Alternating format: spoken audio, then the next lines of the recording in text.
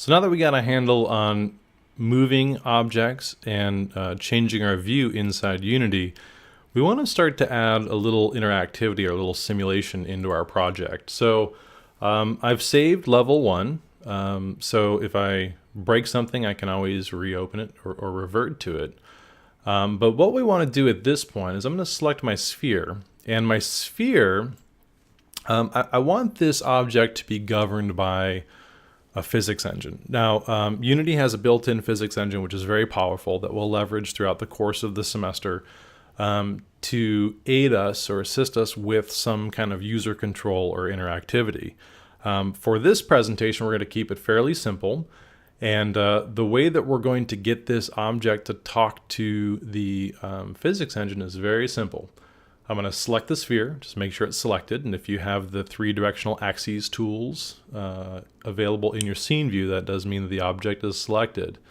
And what we'll do is we'll go to the components menu, and from the components this allows us to add additional components. Remember, we mentioned that there are different components in this object, and we can see them through the inspector. I'm going to go to components and I'm going to add a physics component. Now there's 2 different kinds of physics component. There's physics 2D, which we want to avoid at this point. We want to focus on simply the physics. Okay. Now the physics, if it doesn't specifically say 2D, it means that it's 3D, and we want the physics 3D engine. So we're going to go to component, physics, and we're going to add a rigid body. Now when I do this, I want you to pay attention to what happens to this object down here. I'm going to add a rigid body. And when I do, now we've inherited a rigid body component to this sphere.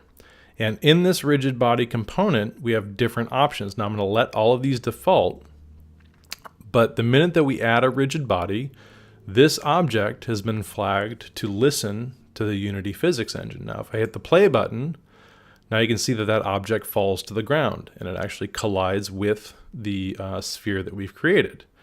Now, we're still running in the simulation. I'm going to toggle the play button and we go back to our scene view.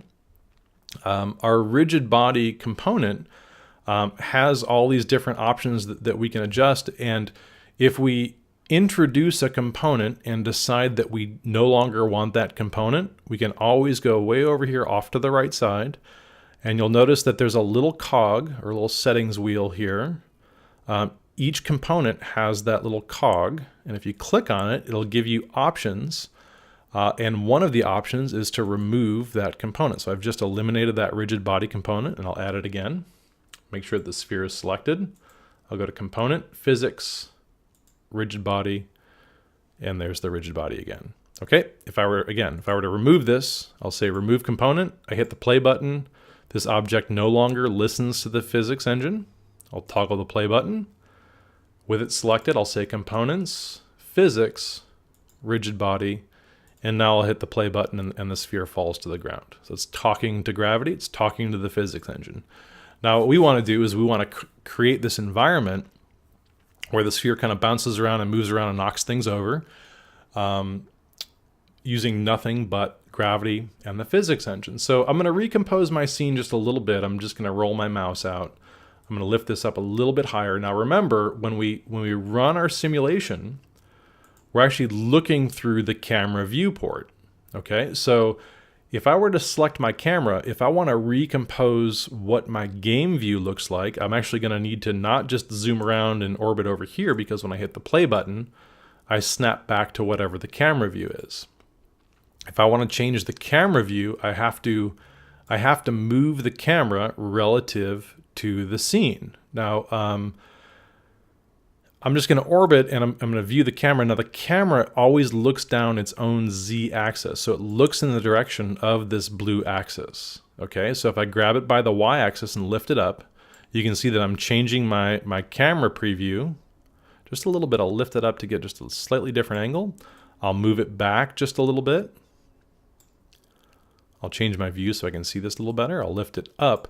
Now I'm going to rotate this object so that it points down. Now I'm going to orbit this view so you can see this a little bit more clearly. If I want to rotate an object, in fact, let me demonstrate this by creating a cube. And I'll lift this cube up and I'll just zoom in a little bit. If I want to zoom in and frame the view with the object I have selected, so if I get lost here and I want to look at this cube a little bit closer, one of the useful quick keys is to press the F key. F as in Fred. I'll press the F key for frame, and that zooms into the view. Now, if I want to orbit this, if I want to rotate this object, if I rotate this around its y-axis, it's going to spin along the y-axis. So we can kind of think of this like if we think of this this cube as a marshmallow, and we're going to roast this marshmallow. We're going to stick a stick through it or a skewer through it, and we're going to rotate it in the direction of the stick.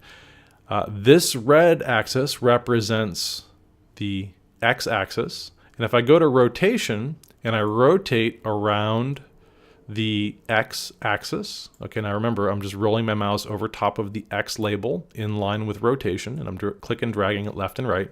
You can see that if I rotate it along the x, it's rotating around this red axis. I'll zero that value out. I'll go over to the z-axis. If I rotate it around z, it's rotating around that axis. I'll Command Z to undo. And again, if I rotate it around Y, you can see that it's kind of spinning in place. Okay, I'm going to delete that cube by selecting it in the hierarchy and Command Delete. I'm going to select my camera, and I'll, with my mouse over the scene view, I'll tap the F key. That kind of backs it out, and I'll zoom in just a little bit. What I want to do is I want to rotate this camera. I want to pitch it down so that its blue axis is kind of pointing down at the ground a little bit. So that means that I'll have to rotate it around its x-axis. So I'll go to Rotation, X. And if I rotate it one way, you can see that it points up at the sky. That's the wrong direction. So the negative direction is not the direction I want to go. And I'll just kind of point it down towards the ground. So I'm pointing it down. I'm looking at the preview, and I see that the sphere is kind of at the top of the scene. Okay, I could even lift up the camera and kind of recompose it, but I'm pretty satisfied with that. I'll hit the play button to see what that looks like. There we go. So I can see my ball, my sphere is dropping to the ground. And I got all that hard work for this game, and it's coming along nicely. So I'm going to toggle the play button. I'm going to File, Save my scene. So I'll save the updates that I've made. In the next presentation, we'll come back and we'll start to think a little bit about the aesthetics of this scene. We'll introduce some more objects, and then we'll just kind of use this as a sandbox to play with different components and see what we can do. But we'll catch up in the next presentation.